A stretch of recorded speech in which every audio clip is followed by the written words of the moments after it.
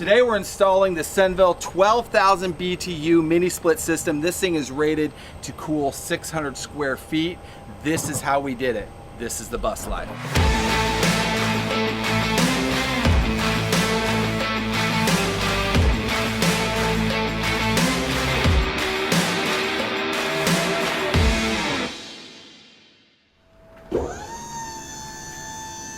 I think this came all the way from California. So this is a Senville 12,000 BTU ducted mini split system. So this is completely new to us because normally we either would do like a overhead unit. And we're actually doing something a little different on our electrical system too, because this runs off 220 and originally we were only set up for 110 with our Victron inverter. So instead we're actually gonna do a split phase, 2 Victron inverters that we can have 220.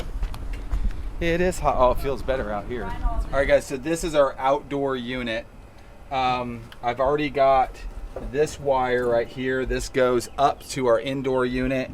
And then I've got the wire that's coming out the back, and you can kind of see this gray wire right through here. That goes to our main panel. The main thing left to do right now is hook up all of our ducting and then to hook up our line set from the inside unit. All right, so we got all of our plumbing water lines in. There's a number of them, as you can see, but everything is ran and everything seems like it's gonna work good in the placement. One thing we're noticing is every bit of space that we have is being well used. Like this compartment after it's done is going to be packed full. We've got our gray water tank that sits here. We've got our water tank over here, our sewer tank here. On top of the gray water tank, we're gonna have ducting that comes down here, goes that way, back up through the floor over there. So we're using every bit of space that we have, and it's actually gonna be, I think, just enough space for everything. It's causing us to be very like to think out everything. So when we were in the warehouse, I actually cut my hole in for our 50 amp plug, and I've got that installed, and the wire runs from here into our electrical bay. I've got my city water hose inlet here, and I've got my fill port here. The gravity feed comes in here, goes all the way along here, in and into our water tank, and this is the vent for that. This connects to our city water, which goes right into our main line so it can be pressurized. So some of you may wonder, why did you put your water right over your electrical plug? Trust me, a lot of thought went into this, and it is literally the only place that we could make work. And obviously we're gonna have to do some insulating of these pipes so there's no issues with freezing. And ultimately this is a waterproof plug port. So when it's open and your plug is in, it's still waterproof. I mean, if it's raining, it's gotta be waterproof, right? So that is the reasoning behind that. I didn't wanna do it that way, but it was the best option we could come up with. Quick crash course in vacuuming out your mini split line set.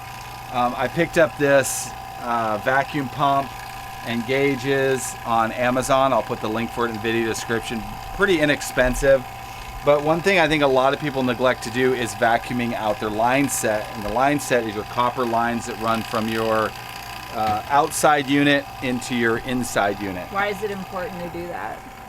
So vacuuming out your line set basically gets the system ready for the Freon, which is stored inside your system here. So you want to basically get all the air out of your lines, all the moisture out of your lines, and create a vacuum so that when you charge your system, there's no contaminants in there, there's no moisture in there. You hook up your gauges, you've got your red line going to your red, you've got your yellow line going to your pump, you got your blue line going to your blue, and we're not even going to use the red line at all. You hook the blue line into this port right here, turn on your pump, and you release this valve here. You unscrew this. We have negative pressure built up here.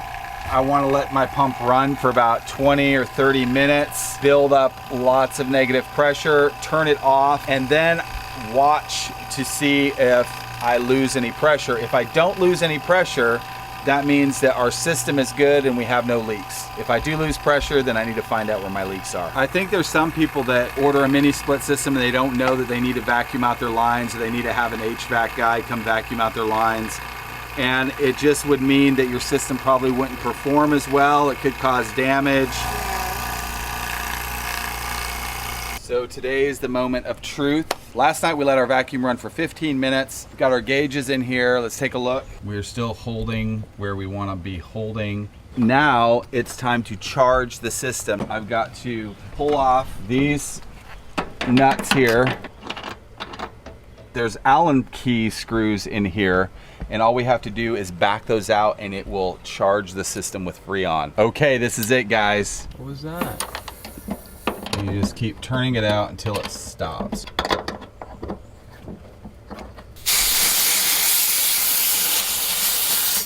All right, guys, I just turned the AC unit on the inside. Oh yeah. Wow, that is so quiet. That's crazy. Our air conditioner's working, woohoo! That is so quiet, and it's really quiet on the inside. Come on, I'll show you. All right, so here's one of our vents. Let the audio catch it. Blowing out some frigid air, like really cold air. It's so quiet in here. All right, guys, you can see it's actually blowing this. So, I mean, I can feel it all the way out.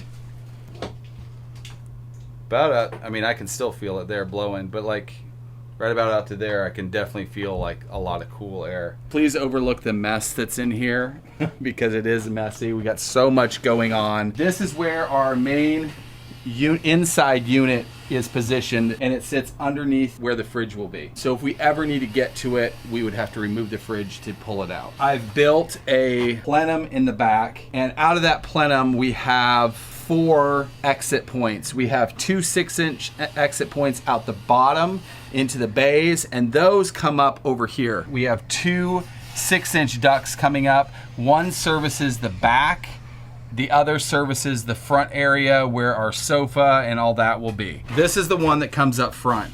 This one we have solely for servicing the front area of the bus, because this area has the big windows, it has the big front window, and we want to make sure that this area is cool enough. So this will be for that. We'll have a duct that comes out underneath our sofa, and we'll have another duct that shoots up front to kind of take care of the heat coming from the windshield. So out of our plenum on the side, I have 1 4-inch duct coming off that splits off into 2. The first one comes up front and is here. This one will be kind of in between the front sofa area and the kitchen. So it's gonna kind of service that area. We're trying to space all our ducts out to keep our ducks in a row.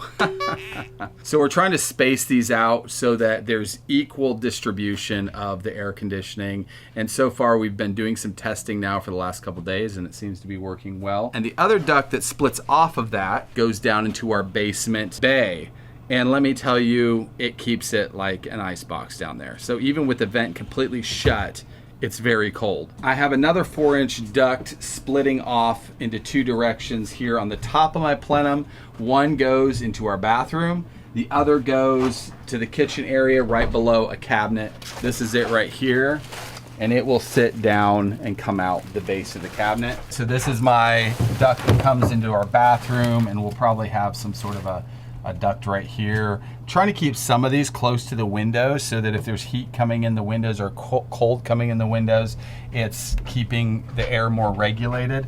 One other thing I've done in here is you'll notice some of these have duct tape over it. I'm trying to mimic kind of like what a diffuser would do to distribute the air and get an idea of how well this is going to cool throughout the bus. Our other 6-inch duct that's coming from our unit comes all the way back here. It transitions down into a 4-inch and then breaks off into 3 directions. I wasn't sure how that was gonna work, but so far it seems to be working okay. I've got one that goes down into the bay and comes up the other side for running into our bedroom. This side also comes up and goes into our bedroom. So on each side of our room, we're gonna have 2 ducts that come in and cool the back. And then I've got another duct here blowing very nice cold air that feels really good. That's gonna come out below this cabinet. This should cool the bunk room here and this area here. We went through many ideas with how we were going to get air conditioning to our room, because the bays stop about here under the bus, so we couldn't run any in the bays. I thought about maybe running some under the bus, so the only other option was running ducting up along this bulkhead on each side there and over here, and run that into our room. So what we've done to do that, taken foam and made a ducting channel that goes up here. So we foamed both sides of that stud. The air comes in at the bottom, comes up, runs along here, and then comes out on the other side. So we have this panel here that's still got to go up like that along here. And then we've got our recessed duct right here, which is blowing actually some cold air. I feel it right here. And then we have one on the other side exactly the same way.